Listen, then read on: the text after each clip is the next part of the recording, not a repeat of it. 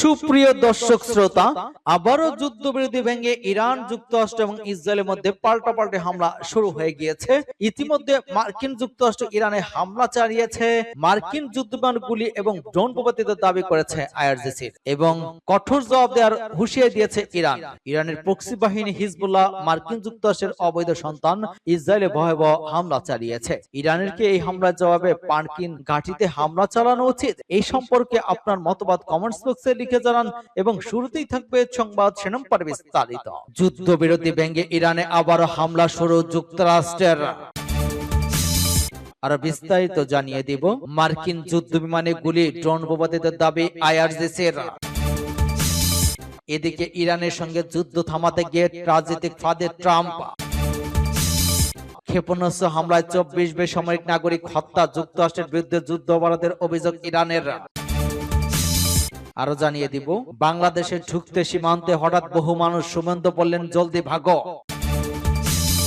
ইরানের উপর মার্কিন ইসরায়েলি হামলা নিন্দা জানালো রাশিয়া এবং চীন। নতুন যুদ্ধ পরিস্থিতি ধ্বংসাত্মক হবে পাল্টা হামলা, হুঁশিয়ারি ইরানের।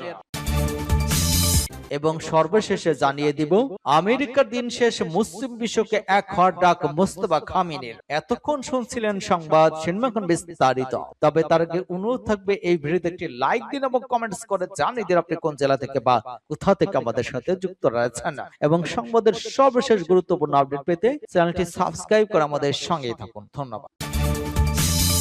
যুদ্ধবিরতি ভেঙে ইরানে আবারও হামলা শুরু যুক্তরাষ্ট্রের।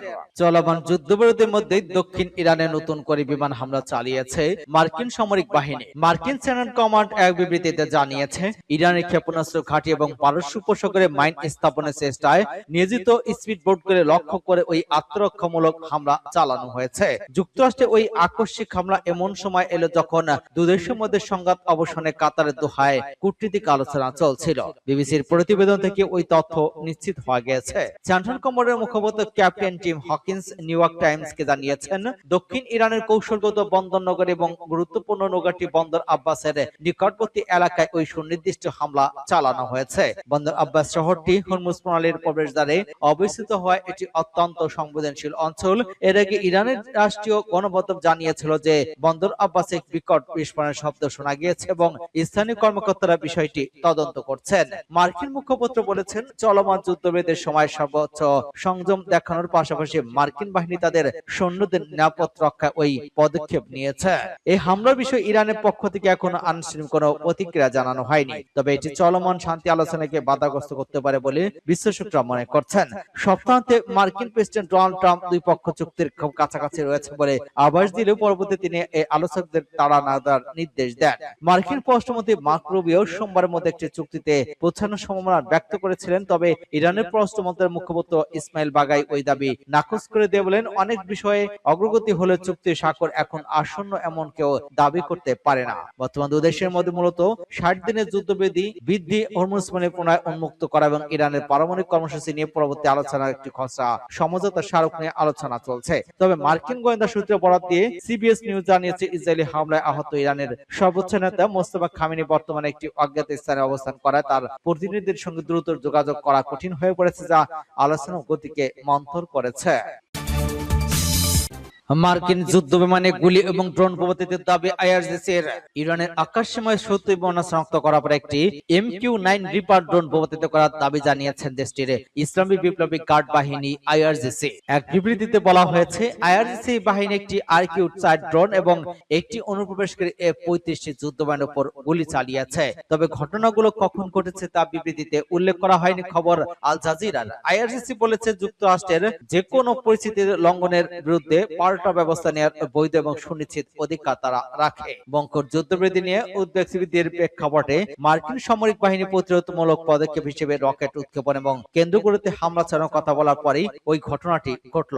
স্থানীয় সময় সোমবার ইরানের দক্ষিণাঞ্চলে কয়েকটি ক্ষেপণাস্ত্র উৎক্ষেপণ কেন্দ্র এবং মাইন বসানোর জন্য ব্যবহৃত নৌকায় হামলা চালানো হয়েছে বলে জানায় মার্কিন বাহিনী। যুক্তরাষ্ট্রের দাবি, ওইসব নৌকা সমুদ্র মাইন পেতে রাখার চেষ্টা করেছিল, তাই নিজের সেনাদের নিরাপত্তার জন্য ওই হামলা চালানো হয়েছে। মঙ্গলবার আল জাজিরা প্রতিবেদন ওই খবর জানানো হয়েছে। এর আগে ইরানের গণমাধ্যম দেশটির দক্ষিণাঞ্চল বন্দরে আব্বাসে বিস্ফোরণের খবর জানায়। ইরানের সাথে যুদ্ধ থামাতে গিয়েও রাজনৈতিক ফাঁদে ট্রাম্প। ইরানের সঙ্গে যুদ্ধ থামাতে গিয়ে এখন উল্টো রাজনৈতিক ফাঁদে পড়েছেন মার্কিন প্রেসিডেন্ট ডোনাল্ড ট্রাম্প। যুদ্ধ শুরুর পর তেহরানের বিরুদ্ধে ট্রাম্পের অবস্থান নিয়ে প্রশ্ন তুলেছেন খোদ দেশটির আইন প্রণেতারা।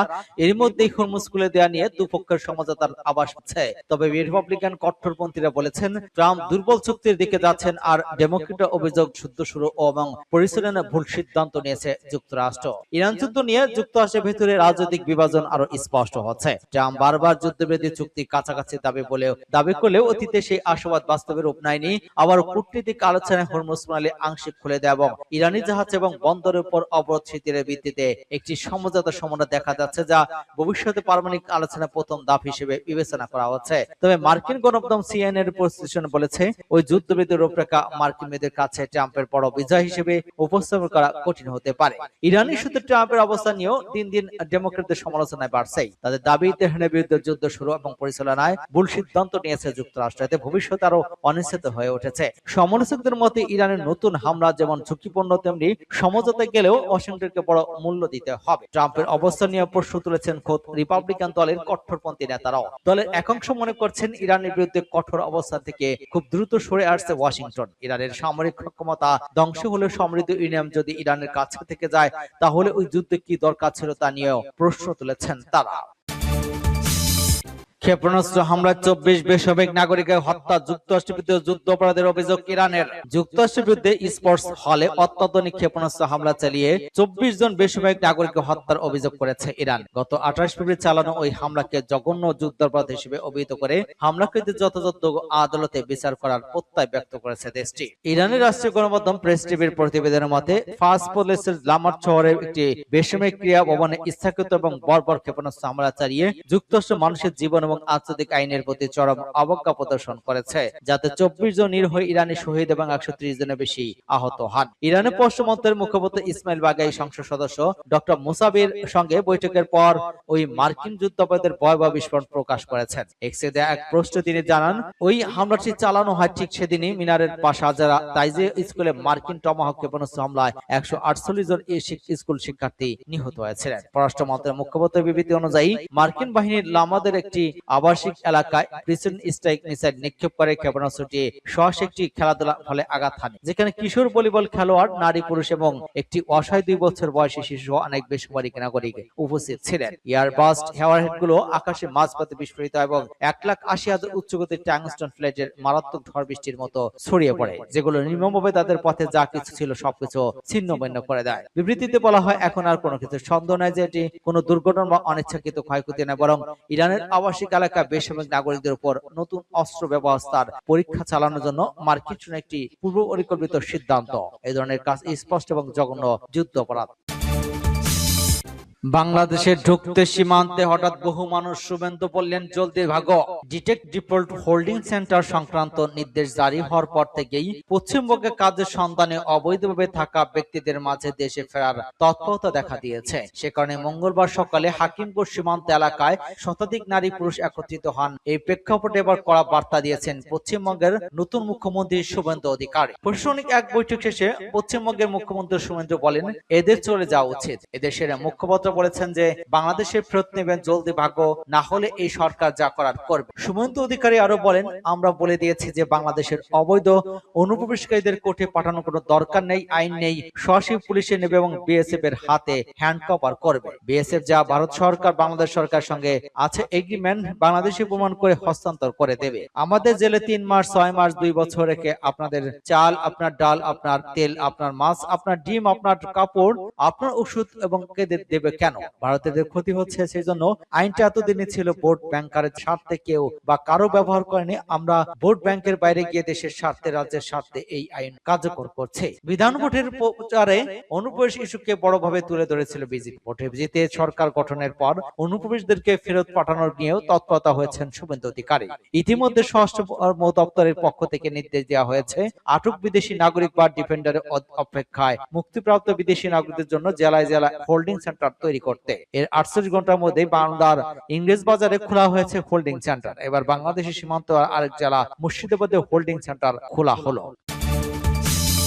ইরানের পর মার্কিন হামলার নিন্দা জানালো রাশিয়া এবং চীন। রাশিয়ার প্রেসিডেন্ট ভ্লাদিমির পুতিন এবং চীনা প্রতিপক্ষ শি জিনপিং এক যৌথ বিবৃতিতে ইরানের উপর মার্কিন ইসরায়েলি সামরিক হামলার নিন্দা জানিয়েছেন। ওই বিবৃতিতে রাশিয়া এবং চীনের প্রেসিডেন্ট ইরানের পর মার্কিন এবং ইসরায়েলি সামরিক হামলাকে আন্তর্জাতিক আইন এবং আন্তর্জাতিক সম্পর্কের মৌলিক নীতির লঙ্ঘন হিসেবে আখ্যায়িত করেছে, যা মধ্যপ্রাচ্যের স্থিতিশীলতাকে মারাত্মক হুমকির মুখে ঠেলে দিয়েছে। সংঘাতের বিস্তার রোধ করতে ওই সংঘাতে জড়িত পক্ষগুলোকে যত দ্রুত সম্ভব সংলাপ এবং আলোচনা ফিরে আসার প্রয়োজনীয়তার উপর রাশিয়া এবং চীন জোর দিয়েছে। নতুন যুদ্ধ পরিস্থিতি ধ্বংসাত্মক হবে পাল্টা হামলা, হুঁশিয়ারি ইরানের। ইরানের বিরুদ্ধে নতুন করে কোন যুদ্ধ পরিস্থিতি তৈরির পাল্টা হামলার আগে যে কোন সময়ের তুলনায় আরো শক্তিশালী এবং ধ্বংসাত্মক হবে বলে কঠোর সতর্কবার্তা দিয়েছে ইরান। ইরানের সামরিক বাহিনীর জ্যেষ্ঠ মুখপাত্র আল-ফাজল শেখারজি এই হুঁশিয়ারি দিয়েছেন। কাতার ভিত্তিক সংবাদ মাধ্যম আল জাজিরার প্রতিবেদনে জানানো হয়েছে, ইরানের বিরুদ্ধে নতুন কোন আগ্রাসন চালানো হলে তার জবাব হবে আরো কঠোর এবং ভয়াবহ। শুধু আঞ্চলিক সীমার মধ্যেই সীমাবদ্ধ থাকবে না, বরং এর বাইরে পর্যন্ত বিস্তৃত হয়ে হুঁশিয়ারি দিয়েছেন আবুল ফাজল শেখারজি। ইরানের ফার্স্ট নিউজ এজেন্সিতে প্রকাশিত মন্তব্যে শেখারজি জানান, নতুন করে কোন যুদ্ধ পরিস্থিতি তৈরি হলে ইরানের পাল্টা হামলা আগের যে কোনো সময় তুলনায় আরো শক্তিশালী এবং ধ্বংসাত্মক হবে। তিনি সতর্ক করে বলেন যে প্রতিক্রিয়া হবে এবং বিস্তৃত এবং আঞ্চলিক সীমার বাইরে গিয়ে আঘাত হানতে সক্ষম। এদিকে চলমান যুদ্ধ পরিস্থিতির মধ্যে দক্ষিণ ইরানের নতুন করে বিমান হামলা চালিয়েছে যুক্তরাষ্ট্র। ইরানের ক্ষেপণাস্ত্র ঘাঁটি এবং সমুদ্র পথে মাইন পুঁতে রাখার চেষ্টা থাকায় নৌজনকে লক্ষ্য করে হামলা চালানোর দাবি করেছে মার্কিন বিমান বাহিনী। এ বিষয়ে এক বিবৃতিতে মার্কিন সেনার কমান্ড বলেছে, হামলাগুলো আত্মরক্ষা এবং ইরানি সেনাবাহিনীর হুমকি থেকে মার্কিন সেনাদের রক্ষার জন্য চালানো হয়েছে। আমেরিকার দিন শেষ, মুসলিম বিশ্বকে এক হওয়ার ডাক মুস্তাফা খামেনির। চলতি হজের পবিত্র আরাফাতের দিবস উপলক্ষে বিশ্ব মুসলিম উম্মার উদ্দেশ্যে এক বার্তায় ইরানের ইসলামী বিপ্লবের গার্ড সর্বোচ্চ নেতা আয়াতুল সৈয়দ মুস্তাফা খামেনির মুসলিম দেশগুলোকে পারস্পরিক সহযোগিতা আরো গভীর করার এবং মার্কিন আধিপত্য মুক্ত একটি আঞ্চলিক ও বৈশ্বিক ব্যবস্থা গড়ে তোলার আহ্বান জানিয়েছেন। মঙ্গল প্রকাশিত ওই বার্তায় তিনি উল্লেখ করেছেন, বিশ্ব মুসলিম উম্মা এবং ওই অঞ্চলের জাতিগুলোর মধ্যে প্রচুর অভিন্ন সক্ষমতা এবং স্বার্থ রয়েছে, যা আগামী দিনে এই অঞ্চলের সামগ্রিক বিশ্বের ভবিষ্যৎ কাঠামো নির্ধারণ করবে। সর্বোচ্চ নেতা আরো বার্তায় জোর দিয়ে বলেন, মুসলিম জাতিগুলো এখন এমন এক ঐতিহাসিক সন্ধিক্ষণে প্রবেশ করেছে যেখানে এই অঞ্চলের বাস্তবতাগুলোর অপরিবর্তনে পরিবর্তিত হচ্ছে এবং আমেরিকার সামরিক প্রভাব ক্রমে হ্রাস পাচ্ছে। তিনি স্পষ্ট জানিয়ে দেন যে সময়ের কার পেছনে ঘুরবে না, ওই অঞ্চলের কোন দেশ বা ভূখণ্ড আর মার্কিন সামরিক ঘাঁটির ডাল হিসেবে ব্যবহৃত হবে না। আমেরিকা দিন দিন তার আগের অবস্থান থেকে দূরে যাচ্ছে এবং ওই অঞ্চলে তার অপকর্ম এবং সামরিক ঘাঁটি স্থাপনের জন্য অন্য কারো নিরাপদ আশ্রয় থাকবে না। এই অঞ্চলের ভবিষ্যৎ কেবল মুসলিম এবং নতুন ইসলামী সভ্যতারই।